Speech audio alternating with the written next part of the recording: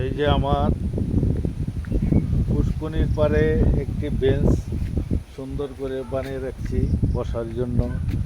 আর এই যে আম গাছ, আমার এই পুষ্কনি পাড়ে সব বাহিরের আম, এই রূপালি, তারপরে হাড়িভাঙ্গা, আরও বিভিন্ন পদের আম আছে, ওগুলা তো নামও জানি না। এই যে একটি পেঁপে চারা আছে, আরও আছে অনেক পেঁপে চারা আছে, আরও পুষ্কুনির পাড়ে অনেক পেঁপে চারা।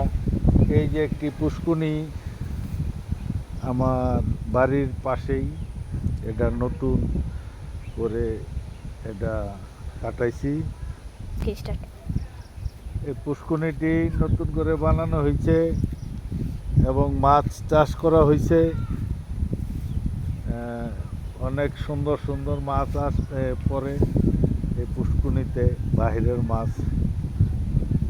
গালা কাটা আছে পুষ্কুনিতে, সব বাইরের মাছ।